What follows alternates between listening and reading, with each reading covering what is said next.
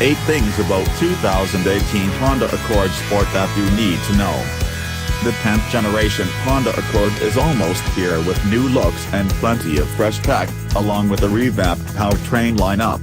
The 2018 model will sport some aggressive new styling and a fastback body style, while aimed at maximizing interior space while offering a more modern look.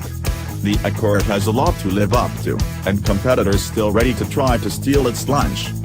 How will the latest iteration of one of the best-selling cars in America set itself apart from its predecessor? Read on. 1. New engines. The V6 is out and the i4 is in. A new turbocharged 1.5-liter will be the base engine, churning out 192 horsepower and 192 pounds-to-foot of torque. A beefier choice will be a turbocharged 2.0-liter 4-cylinder pumping out 252 horsepower and 278 pounds-to-foot of torque. This model replaces the V6. That's fewer horses than the 3.5-liter V6, but it's still in the neighborhood when it comes to power and actually makes more torque.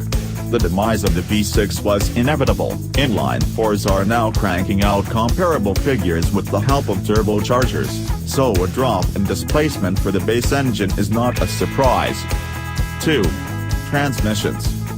Both engines will offer the option of a 6-speed manual transmission, but we have a feeling that the continuously variable automatic transmission will be popular on the base 1.5-liter model.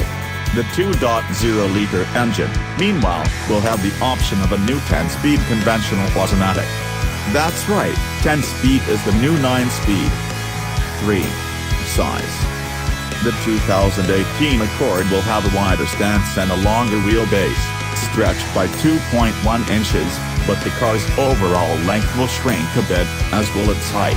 The fact Honda also shaved off the front and rear overhangs will improve driving dynamics, and an extra 2.5 inches of rear legroom for rear seat passengers is another benefit of the longer wheelbase.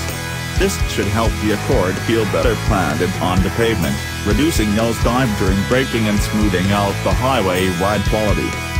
4. Hybrid. Honda didn't forget about the hybrid.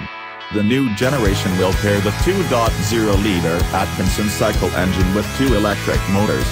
Honda is keeping the details of this hybrid version quiet for now, but the outgoing version also used the 2.0-liter Atkinson cycle engine paired with electric motors producing a combined 212 horsepower.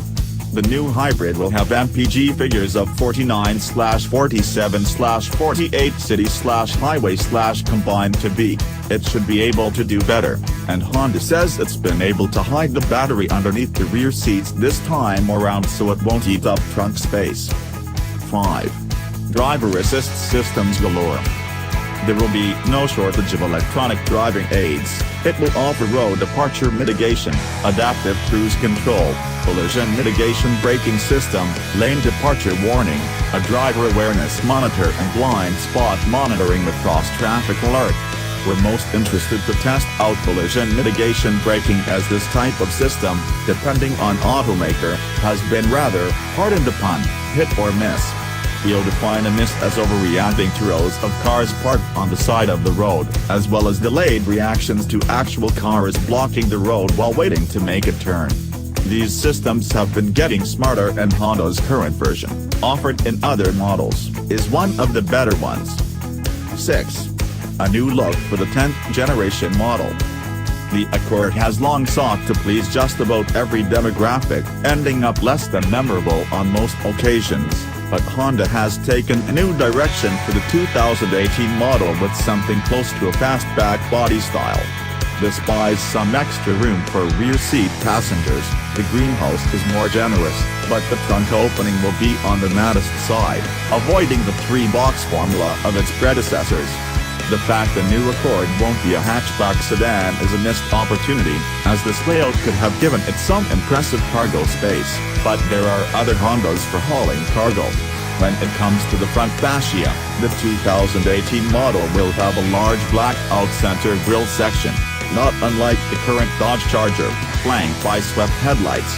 It's an evolutionary look that actually appears distinctive and balanced, and is not interrupted by busy or excessively flashy elements. 7. Coupe. What coupe? There will be no coupe for 2018. Like it or not, compactor and mid-size two-doors have been on their way out since the 1990s, and the current and still very new Civic Coupe readily fills the demand for a spacious hatch coupe. 8. The interior. The Accord interior is finally something to text home about, but not while driving. Honda is moving away from dull combinations of moody, gray and black plastics arranged like something from a commercial truck, and is almost starting to have fun with interior design. The 2018 model features a dash with some visual entertainment, and we're not talking about the infotainment screen, with some flowing shapes and plenty of buttons for fans of simple controls. Speaking of buttons, the volume and tune rotary knobs are back as actual rotary knobs, after an unfortunate and prolonged sabbatical. The most noticeable change when it comes to the center stack of controls is that the dash now has just one screen instead of two. It's a stick-on touchscreen variety, not embedded deep in the dash, and it integrates the aforementioned knobs and static control buttons, how it should have been all along. Look for the new Accord on sale this fall, with pricing to be announced closer to the start of sales. We'll drive the new Accord at the end of September, by which time Honda will drop a few more concrete specs about the hybrid model and the entire lineup.